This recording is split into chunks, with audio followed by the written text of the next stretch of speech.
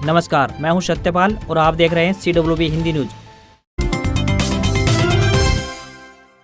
CET exam परीक्षार्थियों के लिए अच्छी खबर। सुबह एग्जाम के लिए बस में फ्री सफर, बिना बुकिंग, सिर्फ एडमिट कार्ड दिखाकर जा सकेंगे। हरियाणा में 5 व 6 नवंबर यानी आज और कल होने वाले CET एग्जाम में एडवांस बुकिंग को लेकर हुए विवाद के बाद सरकार ने अपना फैसला वापस ले लिया है। अब परीक्षा सेंटर में जाने के लिए अभ्यर्थी एडमिट कार्ड दिखाकर ही सफर कर सकेंगे। सरकार उन्हें फ्री में उनके परीक्षा केंद्र तक छोड़ेगी। इसके लिए 15,000 से ज्यादा बसों का इंतजाम किया गया है। सरकार के इस फैसले की जानकारी हरियाणा रोडवेज के अधिकारियों ने दी है। रोडवेज अधिकारियों का कहना है कि कोई भी अभ्यर्थी एग्जाम से ठीक एक दिन पहले भी रोडवेज बसों में फ्री यात्रा कर सकता है। इसके लिए अभ्यर्थी को सिर्फ डाउनलोड किए गए अपने एग्जाम सेंटर का एडमिट कार्ड दिखाना होगा। हरियाणा में आज स्कूलों की छुट्टी। CET परीक्षा के चलते सरकार ने लिया फैसला, सरकारी व प्राइवेट दोनों स्कूल रहेंगे बंद। हरियाणा में शनिवार को सरकारी व प्राइवेट स्कूलों की छुट्टी घोषित हो गई है। यह निर्णय CET परीक्षा के चलते लिया गया है। छुट्टी की घोषणा करते हुए स्कूल शिक्षा निदेशालय ने प्रदेश के सभी जिला शिक्षा अधिकारी व जिला मौलिक शिक्षा अधिकारी को पत्र जारी किया है। वहीं CET परीक्षा को लेकर यातायात के लिए भी प्रशासन द्वारा तैयारी की गई है। DEO व DWO को निर्देश दिए गए हैं कि वे सभी संबंधित विद्यालयों में शनिवार को छुट्टी सुनिश्चित करें। आदेश जारी होने के बाद प्रदेश के सभी 22 जिलों के प्राइवेट व सरकारी दोनों तरह के स्कूल 5 नवंबर यानी आज बंद रहेंगे। हालांकि पहले केवल परीक्षा केंद्र वाले स्कूलों में छुट्टी करने के निर्देश जारी किए गए थे। आदमपुर में कमल खिलने के आसार। मतदान प्रतिशत भजनलाल परिवार के हक में। 70 से 80% वोटिंग होने पर हमेशा यही जीते। हिसार की आदमपुर सीट पर इस बार कमल खिलने के आसार हैं। ऐसा इसलिए क्योंकि आदमपुर में हुए उपचुनाव में 76.51% मतदान हुआ है। यह वोटिंग प्रतिशत पूर्व CM चौधरी भजनलाल परिवार की जीत के लिए हमेशा मुफीद रहा है। आदमपुर सीट पर जब 70 से 80% के बीच मतदान हुआ तो भजनलाल परिवार यह सीट जीतने में कामयाब रहा है। इस बार भी आंकड़ा परिवार का गढ़ बचाने उतरे भव्य बिश्नोई के हक में है। आदमपुर सीट पर मतगणना 6 नवंबर यानी कल होनी है। भव्य जीते तो आदमपुर की जनता का सत्ता के विरोध में रहने का 26 साल का वनवास खत्म हो जाएगा। इन वर्षों में आदमपुर से MLA तो भजनलाल परिवार से ही बना है, लेकिन वे हमेशा विपक्ष में ही रहे हैं। भाजपा और भव्य बिश्नोई जीते तो यही उनकी जीत की सबसे बड़ी वजह भी रहेगी। भव्य बिश्नोई की टक्कर में है कांग्रेस ने जयप्रकाश, आम आदमी पार्टी ने सतेंद्र और इनेलो ने कूड़ाराम नंबरदार को उतारा है।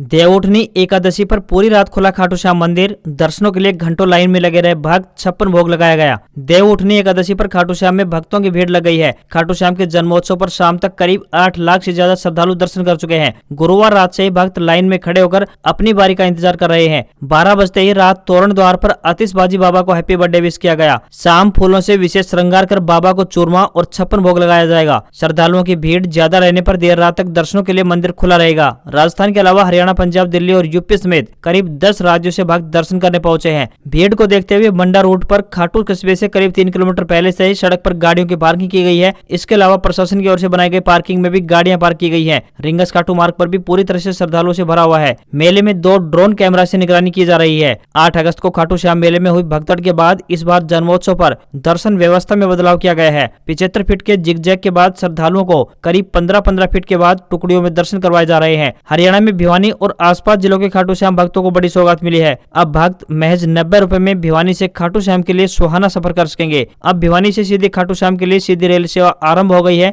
ये रेलगाड़ी हर रोज भिवानी से सुबह 5:45 पर चलेगी, जो भिवानी से चरखी दादरी, रेवाड़ी, अटेली, नारनौल, निजामपुर व रिंगस होते हुए जयपुर को जाएगी। पराली जलाने पर मचा सियासी घमासान। हरियाणा के कृषि मंत्री बोले, पंजाब से हमने SYL का पानी मांगा था, धुआं नहीं। पराली जलाए जाने को लेकर हरियाणा ने पंजाब और दिल्ली पर फिर से हमला किया है। हरियाणा के कृषि मंत्री JP दलाल ने कहा है कि केजरीवाल जी, हमने SYL का पानी मांगा था, लेकिन आपने लोगों को पराली का धुआं दे दिया। पराली प्रबंधन के लिए आपने हरियाणा से गुर सीखने चाहिए। हरियाणा के कृषि मंत्री JP दलाल ने दावा किया कि राज्य में जीरो बर्निंग पर काम हो रहा है, जबकि दिल्ली में प्रदूषण की स्थिति गंभीर हो चुकी है। हरियाणा लगातार किसानों को पराली जलाने से रोकने के लिए प्रयास कर रहा है। यही कारण है कि साल दर साल सूबे में पराली जलाने की घटनाएं कम होती जा रही हैं। कृषि मंत्री JP दलाल ने कहा है कि पंजाब के मुकाबले हरियाणा में 10% ही पराली जलाने की घटनाएं हैं। इसके बाद भी हरियाणा पर दोषारोपण हो रहा है। ये दुर्भाग्यपूर्ण है और उससे किसान भी आक्रोशित हैं। उन्होंने कहा कि केजरीवाल और पंजाब के मुख्यमंत्री भगवंत मान के प्रबंधन में कमियां हैं, लेकिन वो सिर्फ हर बात का आरोप भाजपा और नरेंद्र मोदी पर लगाते हैं। दिल्ली के मुख्यमंत्री केजरीवाल से कृषि मंत्री ने कहा कि दिल्ली में प्रदूषण की जो समस्या है उनका समाधान करें, हरियाणा को आरोपित न करें। हरियाणा सीईटी एग्जाम 5 व 6 नवंबर को। जनरल कैटेगरी के लिए 50% नंबर कंपलसरी, अन्य को 10% की छूट। कॉमन एलिजिबिलिटी टेस्ट यानी सीईटी 2022 एग्जाम में सामान्य वर्ग यानी जनरल कैटेगरी को ग्रुप सी और ग्रुप डी में सरकारी नौकरी के लिए 50% नंबर लाना अनिवार्य है। इसके अलावा अन्य कैटेगरी के अभ्यर्थियों को हरियाणा सरकार ने 10% की छूट दी है। उन्हें जनरल के मुकाबले कम से कम 40% ही नंबर लाने होंगे। हरियाणा सरकार ने सरकारी नौकरी के लिए यह मिनिमम क्वालिफिकेशन तय की है। यह पहली बार होगा कि हरियाणा स्टाफ सिलेक्शन कमीशन यानी HSSC एग्जाम के लिए आए आवेदकों का ऑडिट कराएगा। इसके लिए हरियाणा SSC की ओर से बेंगलोर की एक कंपनी के साथ करार किया गया है। हालांकि इस बार के एग्जाम के लिए अभ्यर्थियों की सुविधा के लिए भी सरकार ने बड़े दावे किए हैं। हरियाणा रोडवेज की बसों के अलावा प्राइवेट स्कूल की बसों व परमिट पर चलने वाली बसों की व्यवस्था भी की गई है। सरकार की ओर से दावा किया गया है कि 11 लाख अभ्यर्थियों के हिसाब से बसों की व्यवस्था की गई है। परीक्षा के दौरान सभी परीक्षा केंद्रों की वीडियोग्राफी की जाएगी। इसके अलावा एडवांस तकनीक का इस्तेमाल करते हुए अभ्यर्थियों की आंखों की पुतली को भी स्कैन किया जाएगा। हरियाणा अपनी एक एक इंच जमीन का हिसाब रखेगा, एक क्लिक में पता चलेगा रास्ता या मकान। सीएम खट्टर ने फिक्स की large scale mapping date. Haryana एक ऐसा राज्य बनने जा रहा है जो अपनी जमीन का एक एक इंच का हिसाब रखेगा। एक क्लिक में यह पता चलेगा कि जमीन के किस हिस्से पर तालाब है, किस हिस्से पर रास्ता या फिर मकान है। सीएम मनोहर लाल खट्टर ने इस कार्य को पूरा करने के लिए लार्ज स्केल मैपिंग के लिए अधिकारियों को फिक्स डेट में पूरा करने की हिदायत दी है। अफसरों को स्पष्ट कह दिया गया है कि इस काम में देरी हुई तो वो इसके जिम्मेदार खुद होंगे। सरकार इस मामले में कोई लापरवाही बर्दाश्त नहीं करेगी। सीएम ने लार्ज स्केल मैपिंग प्रोजेक्ट से जुड़े टेक्निकल वर्क के कामों को एक एक गांव में फेज वाइज पूरा करने को कहा गया है। इससे किसी भी गांव में कोई काम पेंडिंग नहीं रह पाएगा। इससे आसानी से इस प्रोजेक्ट को प्रदेश भर में तरीके से पूरा किया जा सकेगा। सीएम का मानना है कि लार्ज स्केल मैपिंग प्रोजेक्ट का कार्य पूरा हो जाने पर हरियाणा पूरे देश के लिए मिसाल बन पाएगा। लार्ज स्केल मैपिंग में गाँव के बाहर की भी पूरी मैपिंग करवाई जाएगी। इसमें गाँव से बाहर खेतों में बने मकान व अन्य ढांचागत निर्माण भी कार्य शामिल किए जाएंगे। सर्वे ऑफ इंडिया के अधिकारियों को भी कहा गया है कि वे कर्मचारियों की संख्या में इजाफा करके इस लार्ज स्केल मैपिंग के कार्य को जल्द से जल्द पूरा करें। राजस्व व सर्वे ऑफ इंडिया की टीम ने अभी तक सूबे के जींद, करनाल और सोनीपत जिले सहित 8 अर्बन एरिया में लार्ज स्केल मैपिंग का काम पूरा कर लिया है। महेंद्रगढ़ में सीईटी एग्जाम को लेकर धारा 144 लागू, नए कोचिंग सेंटर खुलेंगे, नए फोटोस्टेट की दुकानें, कंट्रोल रूम स्थापित। हरियाणा के नारनौल में जिलाधीश डॉक्टर जयकृष्ण आभिर ने हरियाणा कर्मचारी चयन आयोग की ओर से जिला में 5 यानी आज और 6 नवंबर यानी कल होने वाली सामान्य पात्रता परीक्षा यानी सीईटी परीक्षाओं के दौरान संबंधित परीक्षा केंद्रों के आसपास धारा 144 लागू की है। आदेशों में स्पष्ट कहा गया है कि 5 व 6 नवंबर को ग्रुप सी सीईटी 2022 के पद के लिखित परीक्षा के दौरान परीक्षा केंद्रों के दौरान सुबह 9 बजे से लेकर शाम 5 बजे तक धारा 144 लागू रहेगी। परीक्षा केंद्रों की 500 मीटर परिधि के भीतर किसी भी हथियार या फिर 5 या इससे अधिक व्यक्तियों के एकत्रित होने पर पाबंदी रहेगी। परीक्षा के दौरान स्थित सभी फोटोकॉपी मशीनों की दुकानों और कोचिंग सेंटरों का संचालन बंद रहेगा। परीक्षा केंद्रों में सक्षम प्राधिकारी द्वारा विधिवत हस्ताक्षरित पहचान पत्र के बिना किसी भी व्यक्ति को प्रवेश नहीं करने दिया जाएगा। यह आदेश ड्यूटी पर तैनात पुलिस कर्मियों और अन्य लोक सेवकों पर लागू नहीं होंगे। HBSC update. हरियाणा बोर्ड में 10 नवंबर को होगी परीक्षार्थियों की UMC केसों की सुनवाई। हरियाणा विद्यालय शिक्षा बोर्ड द्वारा सेकेंडरी व सीनियर सेकेंडरी शैक्षिक मुक्त विद्यालय सितंबर 2022 की पूर्व परीक्षा में जिन परीक्षार्थियों के अनुचित साधन संबंधी केस UMC दर्ज हुए थे, ऐसे परीक्षार्थियों को बोर्ड मुख्यालय भिवानी पर व्यक्तिगत सुनवाई हेतु 10 नवंबर यानी वीरवार को प्रातः 9 बजे बुलाया गया है। बोर्ड अध्यक्ष डॉक्टर VP यादव ने बताया कि सेकेंडरी व सीनियर सेकेंडरी शैक्षिक व मुक्त विद्यालय की सितंबर 2022 में संचालित हुई पूर्व परीक्षा में जिन परीक्षार्थियों के अनुचित साधन यानी UMC के केस दर्ज हुए हैं, उनकी व्यक्तिगत सुनवाई 10 नवंबर को होनी है। परीक्षार्थियों द्वारा उपलब्ध करवाए गए मोबाइल नंबर पर उनकी व्यक्तिगत सुनवाई की सूचना SMS के माध्यम से भी भेज दी गई है।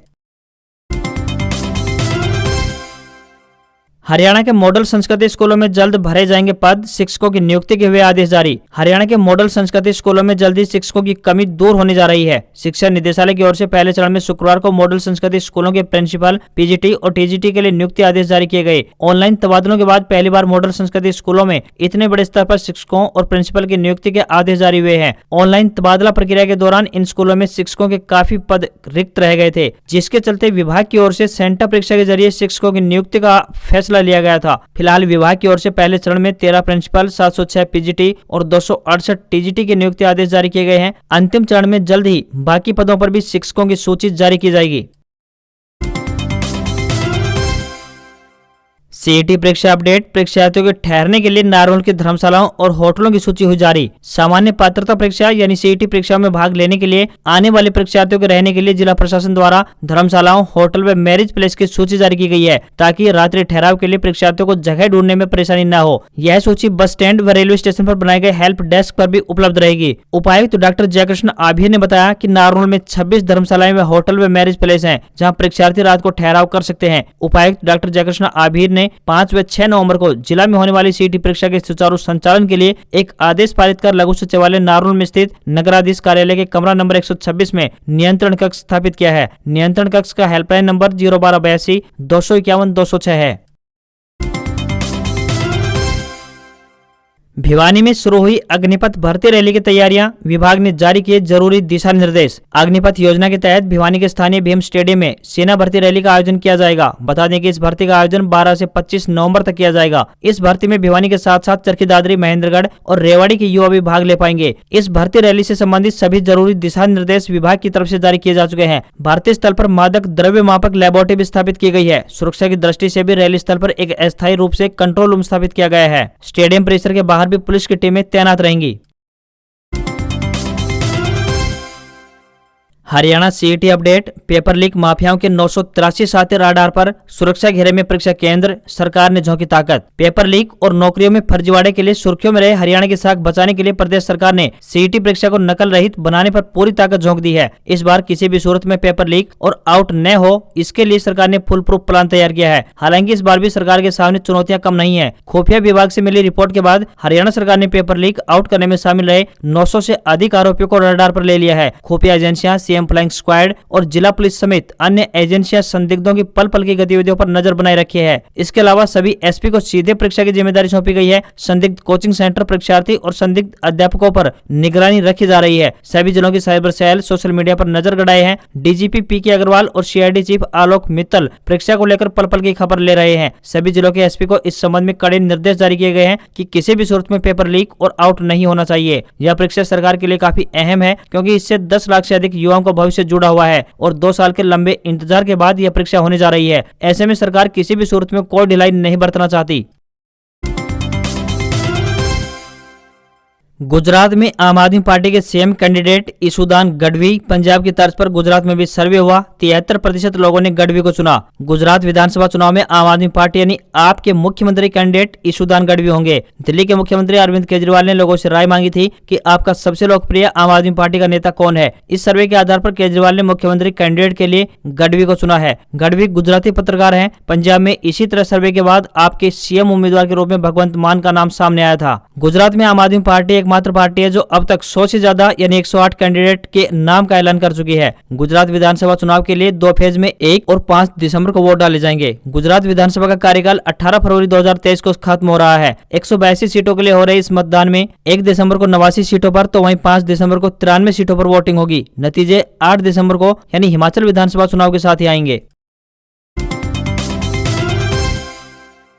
तेजी में बंद हुआ शेयर बाजार। सेंसेक्स 113 अंक बढ़कर 60,950 पर बंद। निफ्टी 65 अंक चढ़ा। मेटल के शेयरों में सबसे ज्यादा उछाल। भारतीय शेयर बाजार में हफ्ते के 5वें और आखिरी कारोबारी दिन तेजी देखने को मिली है। सेंसेक्स 113 अंकों की तेजी के साथ 60,950 के स्तर पर बंद हुआ। निफ्टी 65 अंक बढ़कर 18,117 के स्तर पर पहुंच गया। सेंसेक्स के 30 में से 18 शेयरों में तेजी दिखाई दी, वहीं सिर्फ 12 शेयरों में गिरावट रही। Adani enterprises, Hindalco, Bajaj Finserv, JSW steel, Adani ports, Tata steel, UltraTech cement, Tata Motors और एसबीआई समेत 28 शेयर्स निफ्टी 50 के गेनर्स रहे। Hero motor Corp, doctor Reddy supply, Hindustan Unilever, Davis lab और बीपीसीएल समेत 22 शेयर्स निफ्टी के लूजर्स रहे। वहीं सराफा बाजार की बात करें तो सोने और चांदी में तेजी देखने को मिली है। 24 कैरेट सोना 50,522 रुपए प्रति 10 ग्राम पर बंद हुआ। वहीं चांदी की बात करें तो ये 58,755 रुपए प्रति किलोग्राम के स्तर पर पहुंच गई है। रुपया डॉलर के मुकाबले 45 पैसे मजबूत हुआ है। $1 का रेट 82 रुपए 43 पैसे पहुंच गया है। आज खबरों में बस इतना ही। देखते रहिए CWB हिंदी न्यूज। नमस्कार।